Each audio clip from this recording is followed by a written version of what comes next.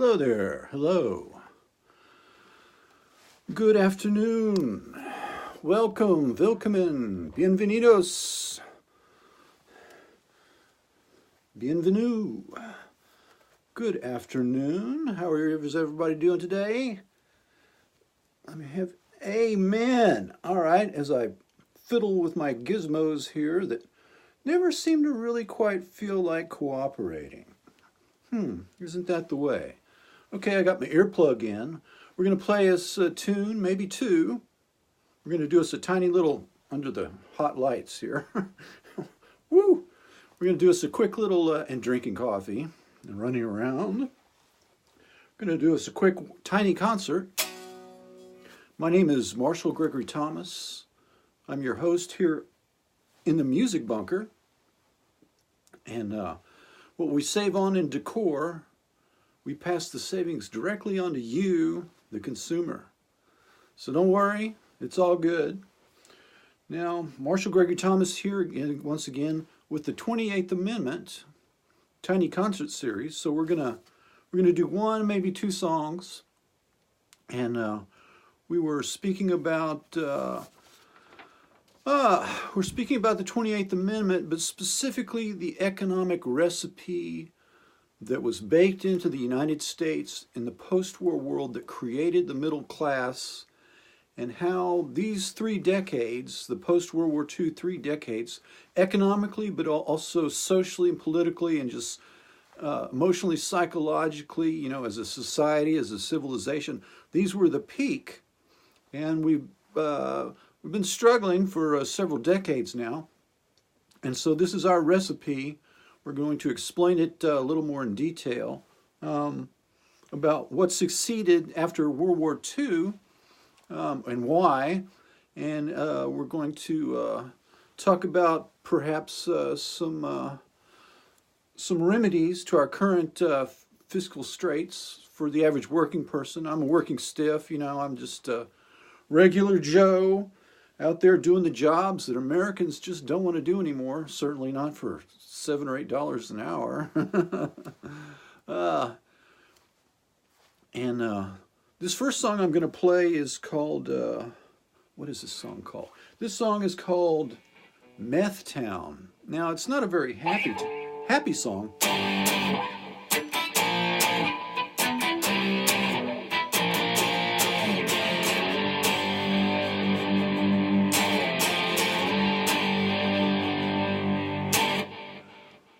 But it describes some of my life experiences.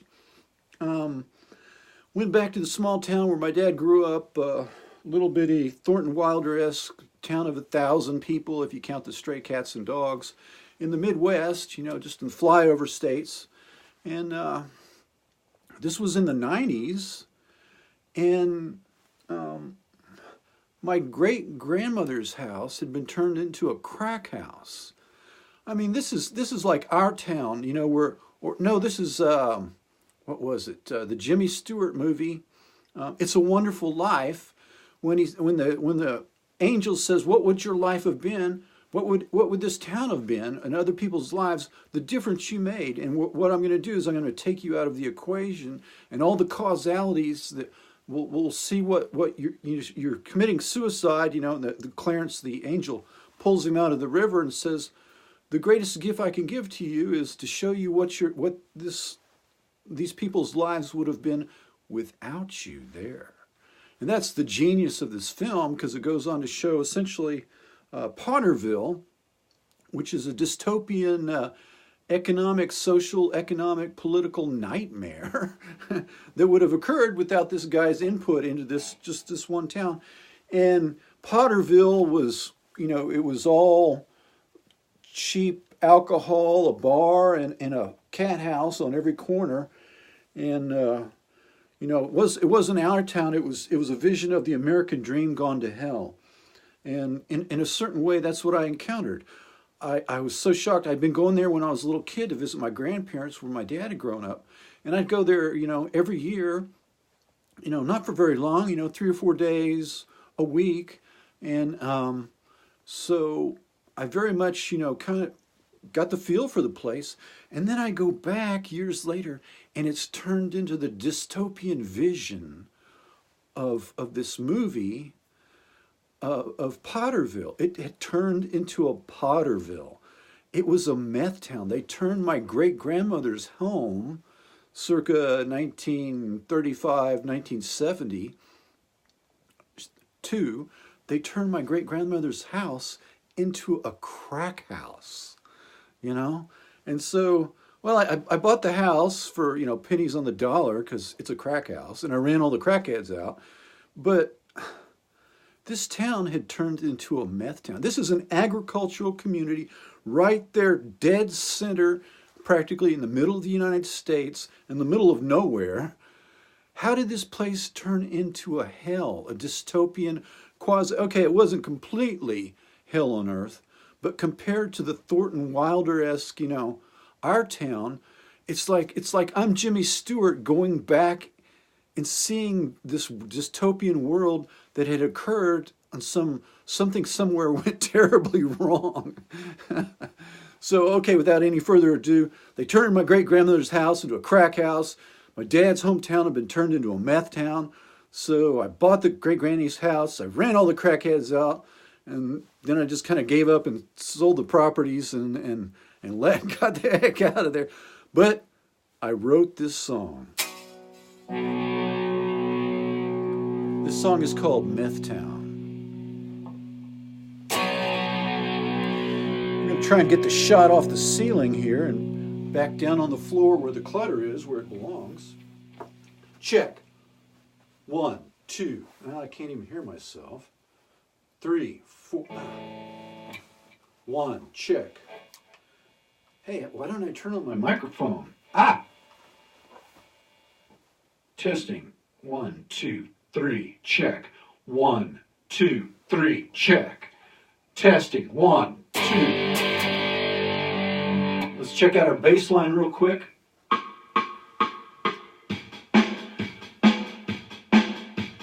Juice it a little bit, because everybody needs a juicier bass line.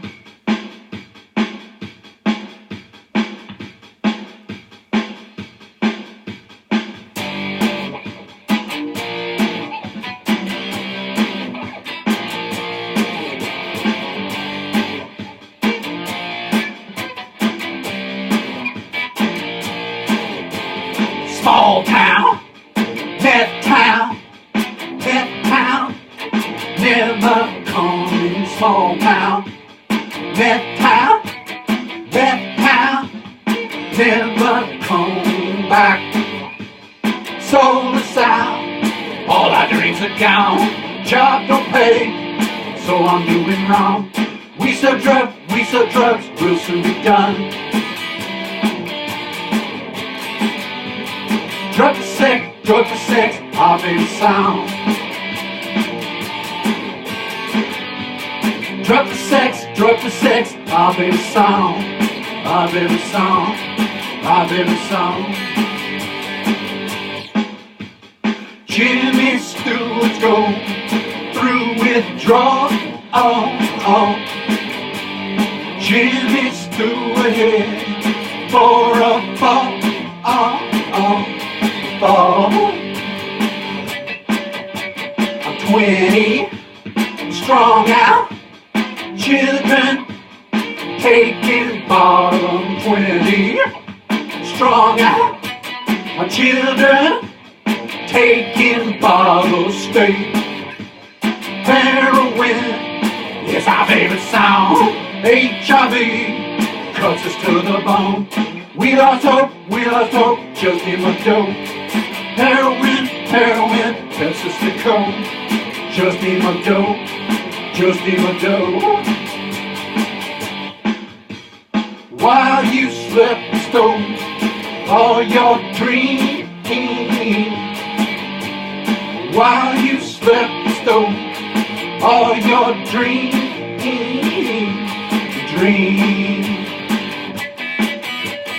Small town, meth town, never coming fast food. Retail, dying, never coming come back. Main Street died, all the plants have gone. Hope has died, now it won't be long. We're undrugged, life is young. We're undrugged, life is young. Won't be long, won't be long.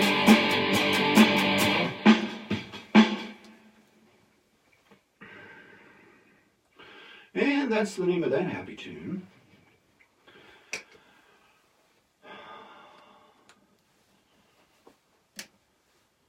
Okay, well, we're not going to overdo the music today. We're just going to soft pedal.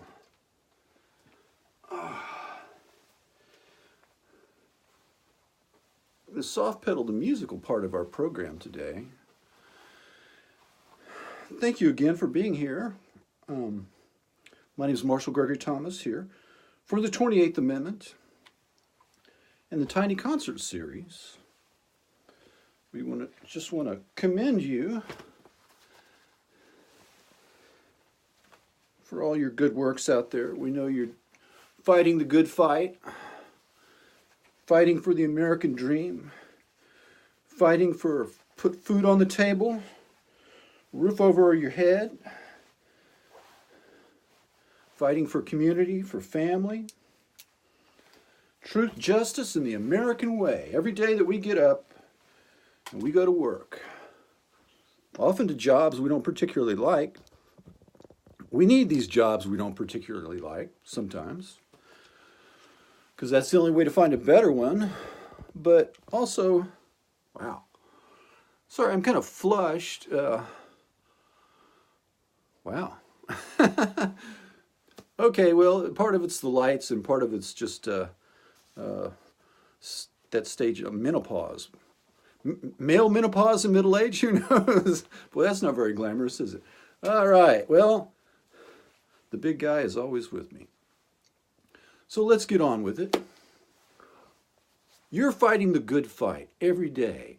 You're trying to move this country, your lives forward.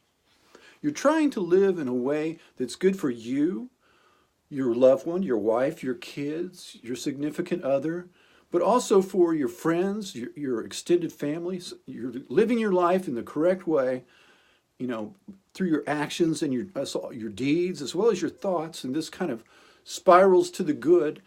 And what you really need is a little help from the big fellows upstairs. And I'm not talking about God. I'm talking about the people who make the economic, political, and economic decisions in this country. So, going from, say, the end of World War II until about 1980, our gross domestic product was always averaged 4.2 to 4.5% a year, GDP. Our inflation rate was about maybe even a little higher. So our inflation rate was below 5, but above 4 on average the entire time, okay? This is kind of a secret recipe, you know, the Goldilocks problem, not too hot, not too cold. And there are other factors involved, of course. 1 out of every 3 jobs in the United States during the 3 decades after World War II until 1980, 1 out of every 3 jobs was a job in manufacturing. These are typically better paying jobs. So we were not a service industry nation. We were not a technology nation. We were an industrial superpower. And 1 out of every 3 persons employed was employed in manufacturing. So this is just some of the secret sauce. Now, today we have 100% of GDP debt.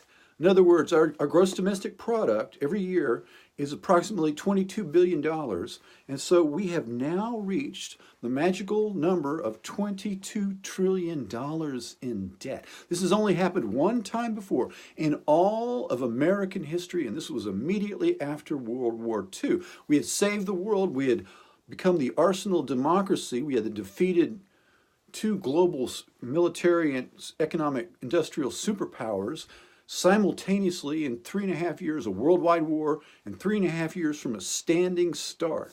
We did this with allies. We kept the Russians in the war by supplying them with billions upon billions and billions of dollars of goods, weaponry, artillery, food, clothing, transportation, trucks, just enormous quantities of war material, as well as Britain, Australia, and a host, the Nordic countries, a host of allies were kept in the war through our tremendous production and also loaning them money after the war to recover. So we didn't just waste all this money.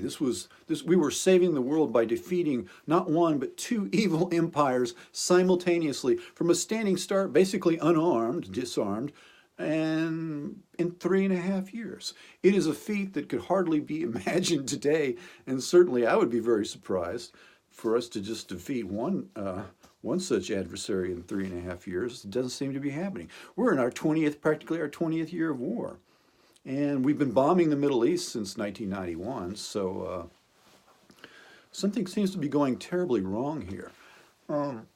But we'll devolve to that a little bit later. But what we need to understand right now is part of the reason that the wheels are coming off this American experiment. The American dream is becoming less and less a reality.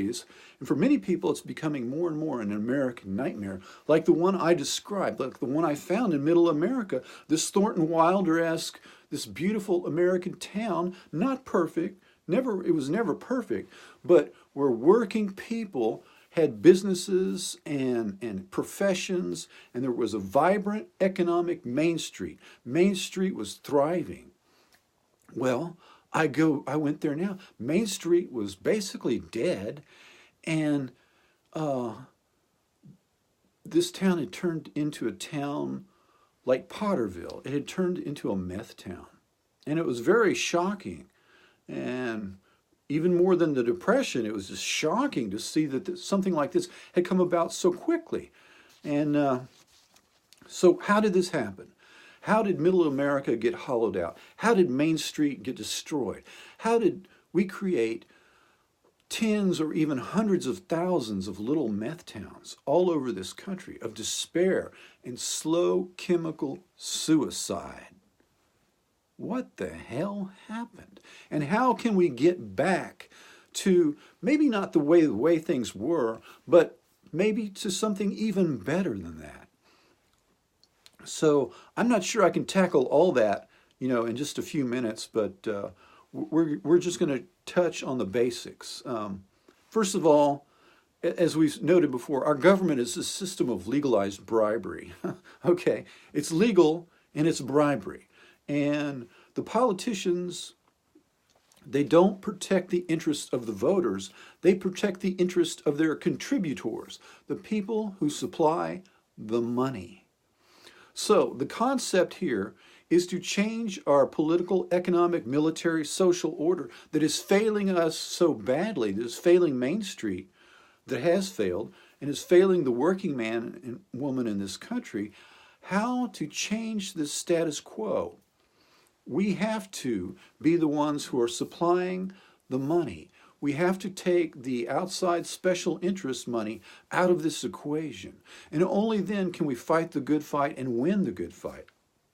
Until this happens, we're always going to be just spinning our wheels and fighting a rearguard action. We will be overwhelmed by money from special interests. Virtually everything that's going wrong with this country in the last 30 years can be chalked up to the outside interests. What we have is public expense or damage or expense of the taxpayer and private gain.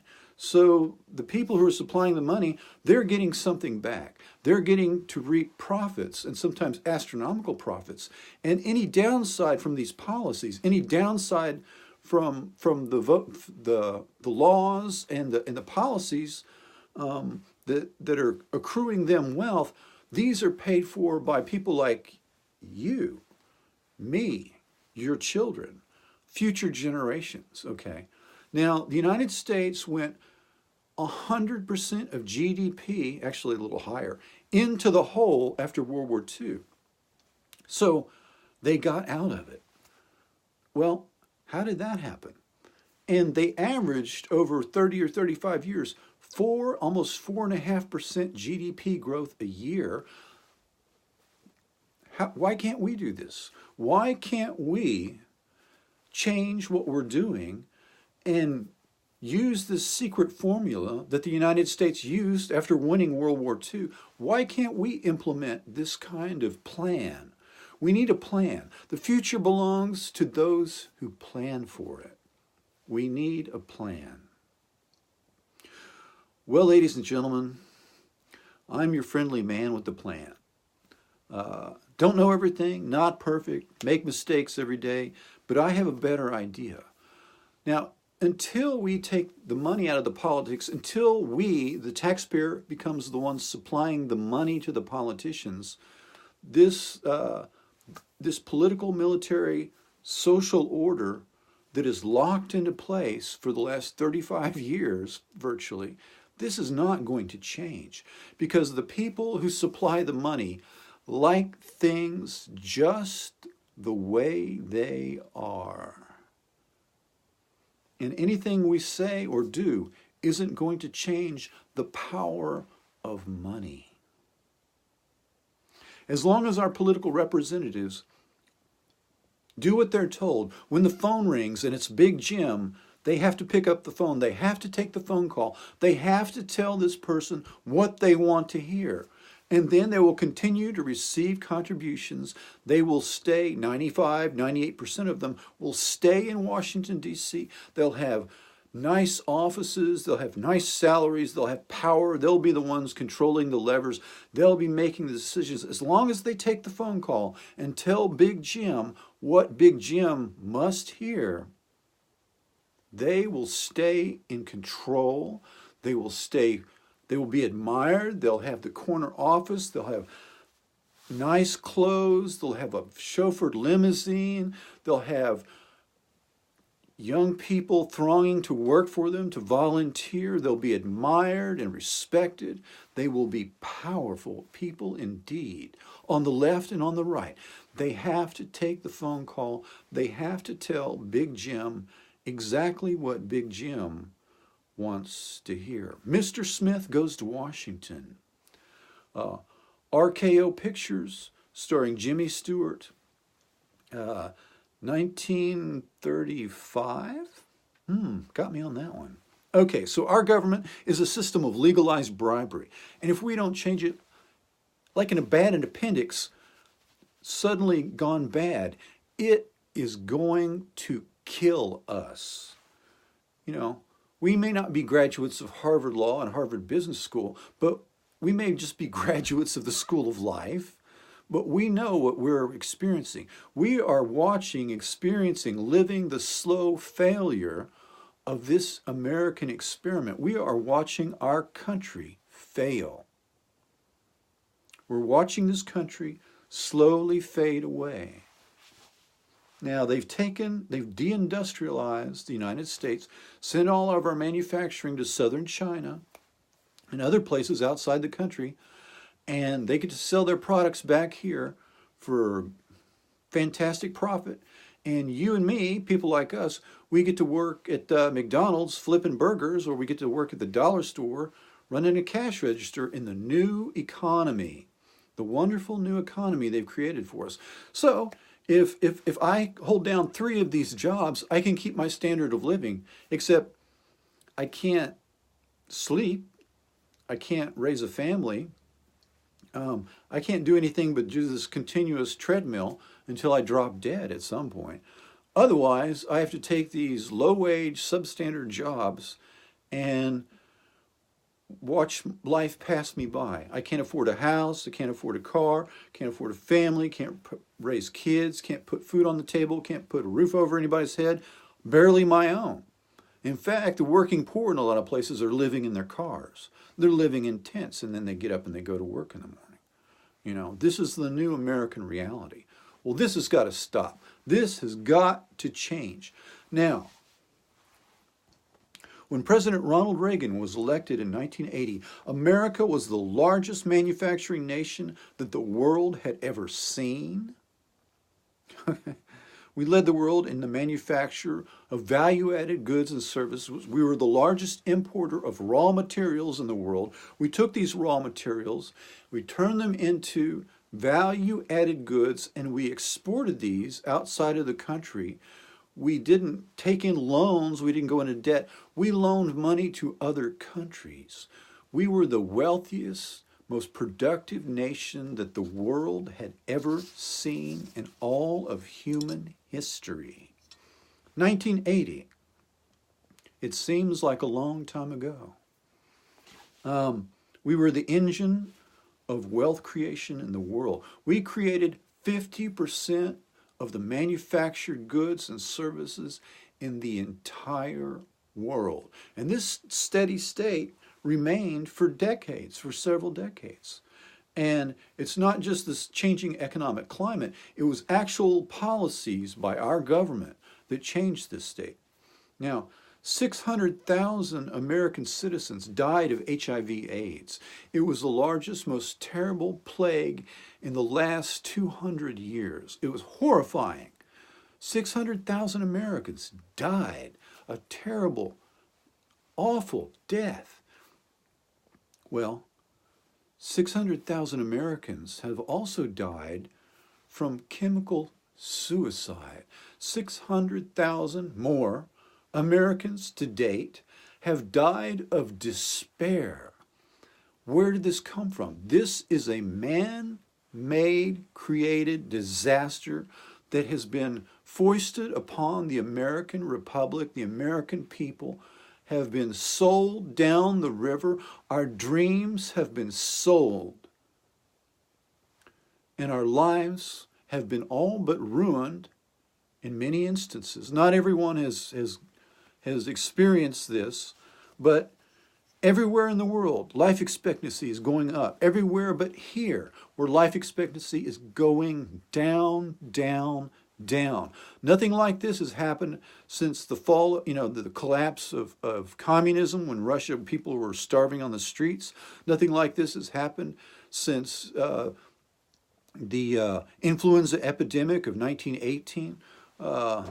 You have to go back practically to the Black Death in the Middle Ages to find something that is worse than this. And this is a man-made, created disaster. This has been foisted upon the American people. We're going to stop this. Now, why have we sent our manufacturing outside of the country? I mean, we invented the modern age. We invented all of this stuff. We invented the cars, the planes, the trains, the buses, the ships, the rockets. We invented the stereos, the televisions, the household appliances. We invented even the electric generators that powers all of this. We invented the modern age, then we manufactured the modern age with our own two hands, and we exported it to the world, to the entire world. We invented the modern age, and we were the source of all modernity, and all wealth flowed from our hands. The modern age flowed from us. Not just any people, the American people. Okay? We invented it all. What happened? Well, it wasn't just the Republicans. It wasn't just the Democrats. It was the Republicans and the Democrats. Okay? First of all, let's think about manufacturing. Okay, so we exported our manufacturing base to southern China. So what? Well, it's important to understand what manufacturing means to a country. Without a manufacturing base, there's no technological innovation. Without technological edge, a nation will lose the arms race and be supplanted by other powers, nations that do have a manufacturing base. So what we're talking about is the managed decline of the United States and supplanting us as the world superpower by someone like China, for instance. Now, okay, this shouldn't be like, we have to explain, or anybody should have to elucidate why this is a bad idea. but we'll come back to that.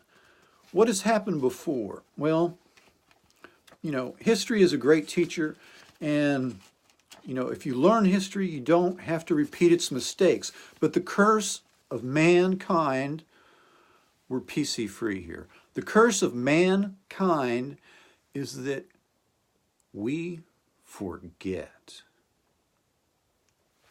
In the late 1600s, the sailors could always tell how far north or south on the globe they were, you know, as they say they left England and went out the Thames and went out into the Atlantic.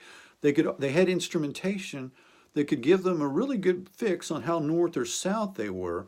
But as they're going across the Atlantic, it was very difficult. They had to guess at how far east and west they were, their exact position on the globe. It was very difficult to find your exact and continue to keep your exact position on the globe. Great Britain offered a giant, huge prize to the first scientist who could solve the navigation problem of longitude, where you're at going east-west. There are all kinds of interesting ideas, but the wisest men in all of England, kind of like their National Academy of Sciences, you know, I mean, it even had Newton on, you know, Sir Isaac Newton, you know, the genius of the age, could not solve this problem. John Harrison, a simple self-made man, a clockmaker. What? Wait, you mean to tell me that Sir Isaac Newton couldn't solve the problem of longitude, but some little man toiling away in his garage with little bitty pieces of metal and quartz did? That's exactly what I'm telling you. Why? Because he was hungry, because he was a driven person, because John Harrison was a Protestant, Anglo-Saxon, driven, self-made man who had a vision, who had drive and determination. And when somebody set forth not just the money, which everything is resources, but also the very question of economic and military supremacy over the globe, it wasn't Sir Isaac Newton that supplied the answer that gave Great Britain the keys to world domination. It was this little uneducated, middle-class, self-made man, a clockmaker, named John Harrison. He toiled away in his little, they didn't have garages, in his shed for decades. It took him 20 years. He persevered. His top secret invention, a marine chronometer, would allow exact navigation. This was a complete game changer. His top secret invention, carried on British warships everywhere they went, as well, and then later on merchantmen, allowed the captain to know his exact location on the Earth's surface at all times, while the French Navy was forced to work with rough estimates.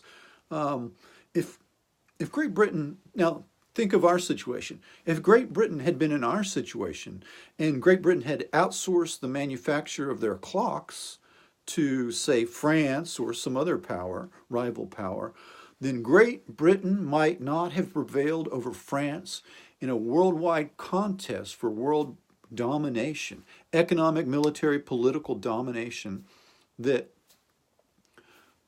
is the reason why I'm speaking to you in English and not in French right now. Now, today, these clocks are no longer 100% made in USA. Of course, they're outsourced, but there's also lots and lots of technological advancements that we invented that are made outside of our borders, that are no longer made here. And many of these are absolutely crucial to maintaining our technological supremacy and thus not being supplanted by another superpower.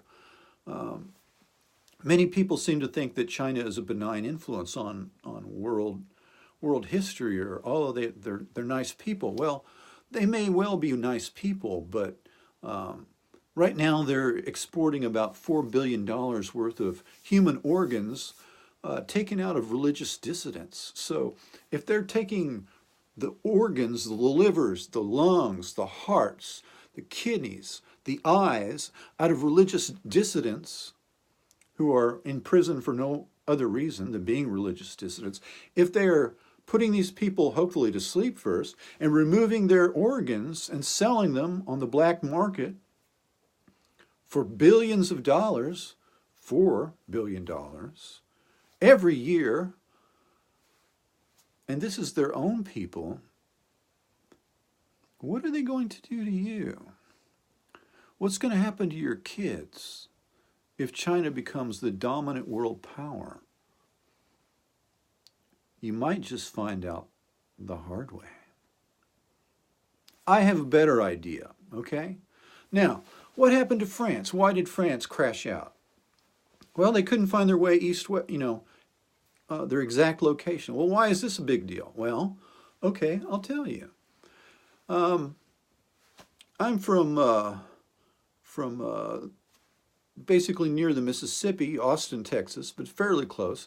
So actually, if France had solved this problem, I would be speaking to you in French, because they sent in the 1600s, sorry, I'm a little sketchy, feel free to Google it, they sent a large contingent of ships with settlers. Now, often they had sent traders, people who were going at the Great Lakes, who were going to go up there and buy and sell goods with the native peoples.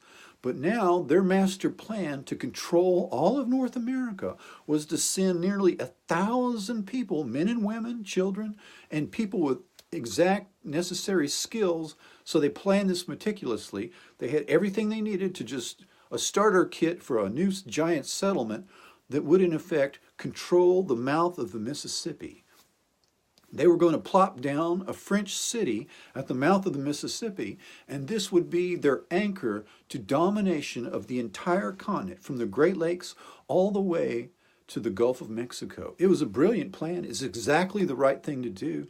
What happened along the way? Well, who would you send? You would send James Bond, 007. Who was the French James Bond 007? Well, that would be LaSalle.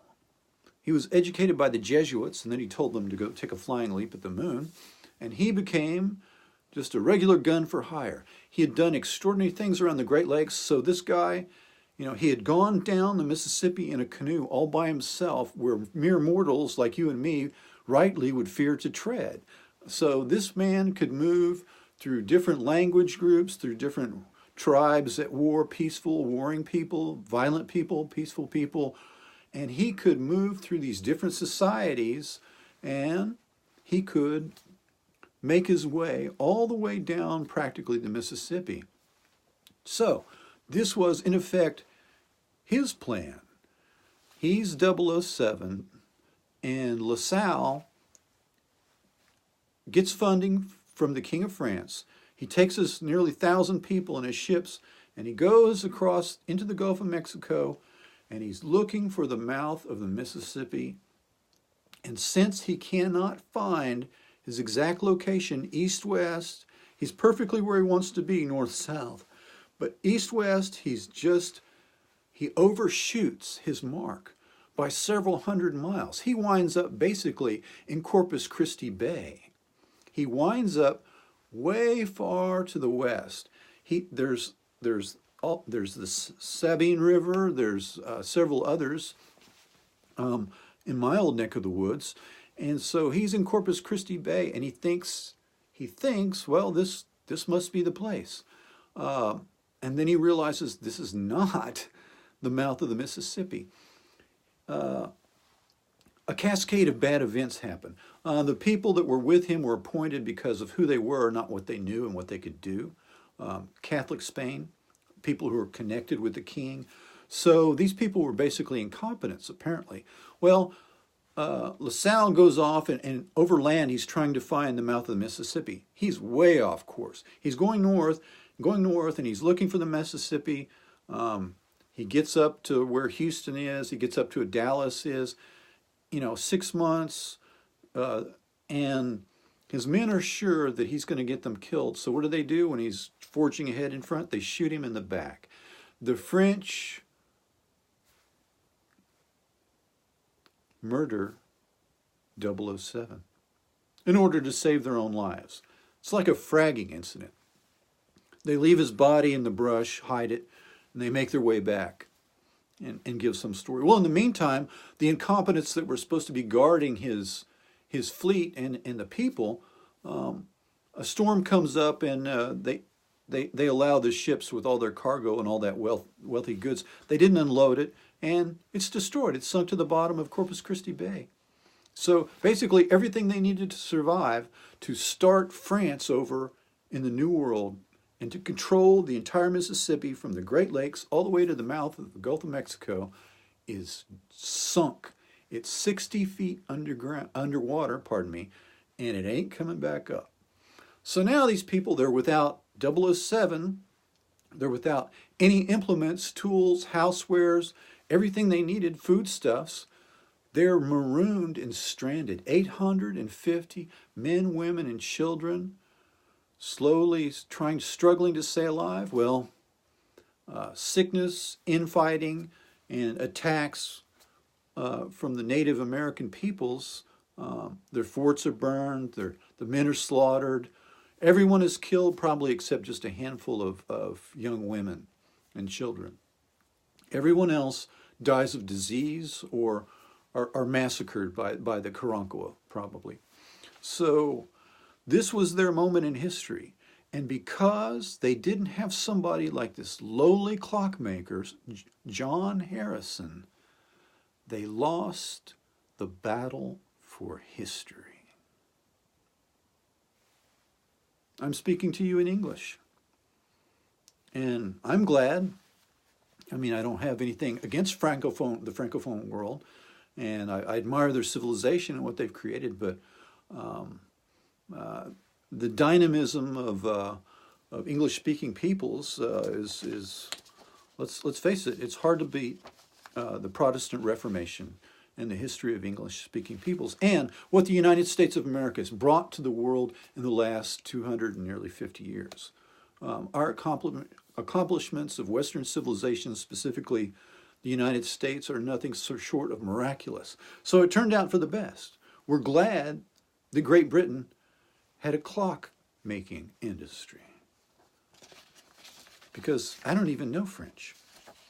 And my ignorance, of course, is legendary. Now, okay, this is kind of a long-winded, but you can see the import of these. This is what we're struggling with right now. We've taken all these incredibly important technologies and we've exported them. Well, who in their right mind would do something like that? Someone who doesn't either understand history or someone who doesn't care about the ultimate destiny of Western civilization and more importantly, the United States of America. What kind of person does not care about Western civilization, our ultimate destiny, and would gladly trade the Pax Americana, this American peace, for a Chinese hegemony? Don't they understand that the Chinese Communist Party is the most murderous, rapacious kleptocracy in the history of mankind? I don't really think they care, boys and girls.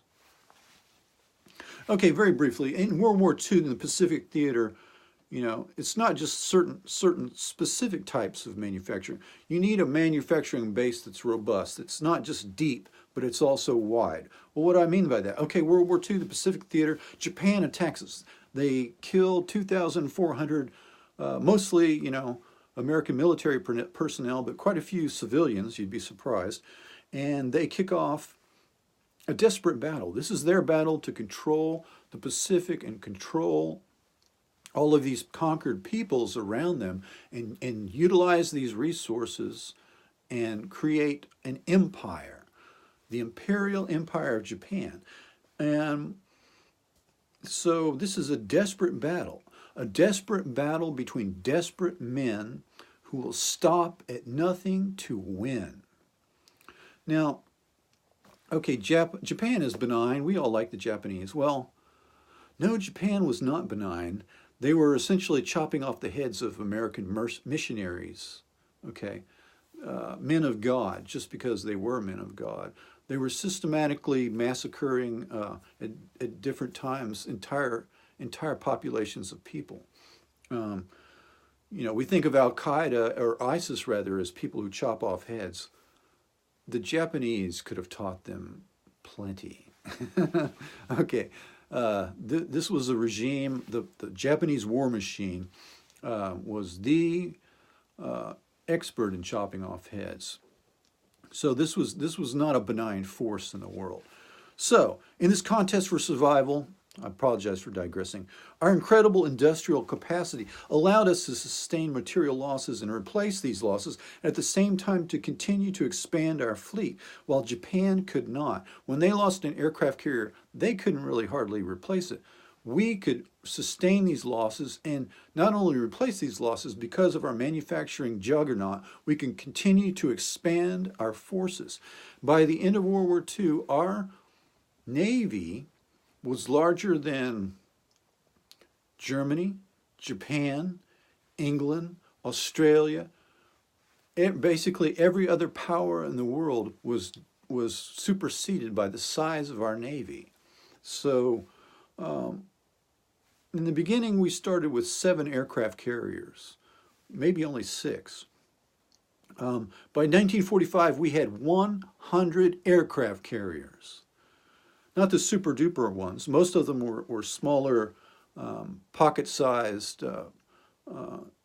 aircraft carriers, but 100 aircraft carriers, whereas we had destroyed all of the Japanese carriers and they could not replace their losses.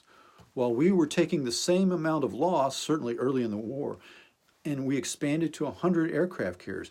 Now, you know, prior to World War II, American interests were we were selling scrap metal to the Japanese, we were selling them oil, so we're supplying their war machine. We're giving them the metal that they're turning into the largest battleship in the world, the Yamamoto, 70-something thousand tons displacement, the size of an aircraft carrier, basically, with these giant guns that can fire 30 miles and kill you before you can get within 22 miles to try and sink them. So basically, we're selling the Japanese the means to destroy us. Now, many people were critical of this, and lots of voices at the time were critical of this policy of allowing Japan to essentially giving them material support to make, frankly, millions of dollars of profit. Who would do such a thing? My goodness. Well, today we're hearing similar voices criticize our political and our business elites. You know, they're helping China grow rich. They're helping China become a world military power. They're helping China, and it's not just our country, it's other countries. It's Germany. Plenty of other countries are selling them important technology and exporting, their manufacturing base. And so essentially we're sending them, the Western civilization is sending them trillions. Western civilization is sending China $1 trillion a year. And they are going to turn around and use this wealth, and they're in the process of stealthily building up a war machine in order to subvert and ultimately destroy the Pax Americana, the American peace. Now, they're going to try and do this basically without, as much as possible, without direct confrontation. But any student of history will realize, that this concept of subverting and undermining and winning without fighting, it's only going to go so far before two empires come to blows. So, we need our manufacturing base. And without it, things could turn out very badly for us. After the 1929 disaster of the stock market crash and the Great Depression, the United States passed the Glass-Steagall Act. Glass-Steagall, also known as the 1933 Banking Act, I believe. And this was a firewall. It constrained the banking industry. It's not really an industry. They don't make anything. They manage risk. Okay, it's kind of like a housekeeping function. Like you could say your kidneys are creating something. Well, no, the kidneys are just like filters. So they're keeping things from going bad. This is their job. So banking is not an industry that's creating things. Banking is like a housekeeping function within the human body. So once banking assumes a supraordinate role in our economy, and they call themselves an industry, finance and banking, they've gone from being like, the human brain is what's using most of the glucose, most of the oxygen in the blood supply is diverted to the brain. However, if suddenly, say, the kidneys decide that no, the kidneys want more oxygen, the kidneys want more sugar, glucose, ATP, the kidneys want to use more resources within the body, then that begins to draw blood, oxygen, glucose away from the other organ systems. So the heart comes under stress, the brain becomes foggy, the liver doesn't function as well. All the basic primary functions of the human body are being subverted suddenly by the housekeeping function that is drawing unto itself more resources from, it's like a system. And once the system is subverted in this way, the system ceases to be a healthy, balanced system, and it becomes toxic. So, in 1992, during the Clinton administration, Glass-Steagall was repealed, and a cascade of events was unleashed that has had the greatest, most profound effect upon the United States of America. It's like losing a war. The Wall Street has become the world's greatest casino for any scheme imaginable, leading to massive redistribution, of wealth on a scale, in the largest scale in human history. I repeat that. Taken from Main Street, the largest scale redistribution of wealth over to Wall Street in all of human history. First came, it's caused a cascade of effects, mostly the loss of jobs. Now, first came the dot-com bubble in 2000. It's not unlike the Dutch tulip bulb market of 1634, 1637. Be sure and Google me. You have this psychological hysteria almost that bids up the price of a tulip bulb for basically the price of one or two, really nice 4-bedroom houses. We don't pay that much money for a tulip bulb. I'm not sure how much they're going for these days, but it's certainly not $500,000, which is basically what people at one point were paying. Now, something like that happened in my lifetime. It was basically like ostrich or emu eggs. It was a new industry, and there was a gold rush mentality, and people were paying thousands of dollars for an emu. $3,000 or $4,000 for an emu egg or an ostrich egg. I'm not sure. It's been a long time, but this was the tulip bulb market. It was psychological. People are bidding up. So that's exactly what we're talking about. Now, with stock market bubbles, there's the loss of wealth and jobs. But you're also losing businesses, homes, marriages. So it has more insidious effects. The 1929 U.S. stock market collapse led Germany and Italy and Japan, by the early 1930s, the fallout of this worldwide depression, our sabotage and the failure of the capitalist system from within, it led these powers, Germany, Italy, and Japan, the Axis powers, to view the United States as corrupt, weak, and ripe for the picking. So there's more than just, the loss of jobs, businesses, and human welfare and wealth and lives. It precipitated catastrophic events in the world. Now, since the 2008 worldwide economic collapse, China and Russia have exhibited frankly, a similar reaction. They view us as corrupt, weak, and ripe for the picking. You know, are these economic excesses going to precipitate some kind of catastrophic event, even worse than the crash of the dot-com bubble and the 2008 credit default swap fiasco? $65 trillion was the size of the fraud in 2008. So, you know, history, as Mark Twain observed, never repeats itself. History rhymes. And so, pretty sure that's what we're seeing here. We're seeing history rhyme.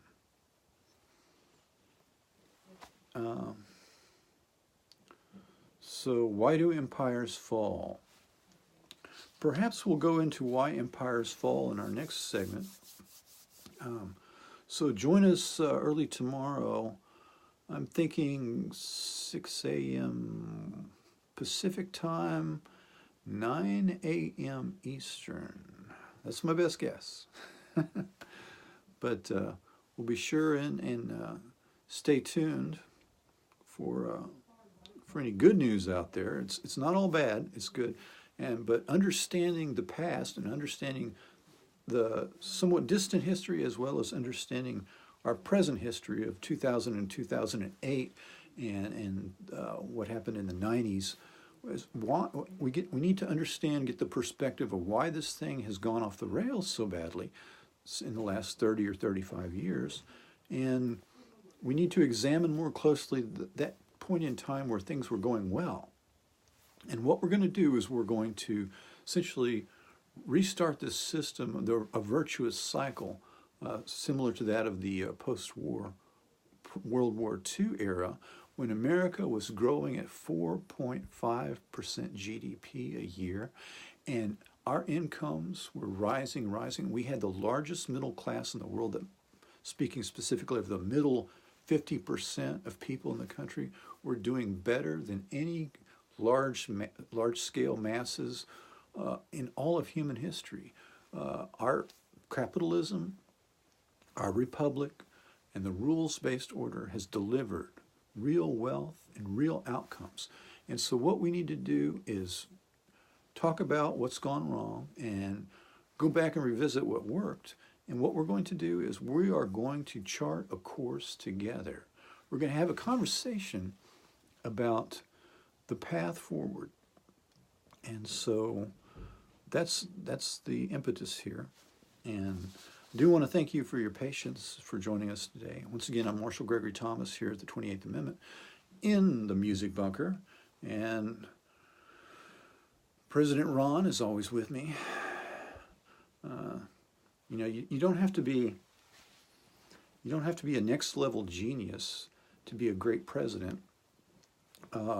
This gentleman had some primary ideas, you know, 3 or 4 big ideas, and he worked the big ideas, and he kept, you know, his goals firmly in sight, and he just put a lot of really intelligent people in around him.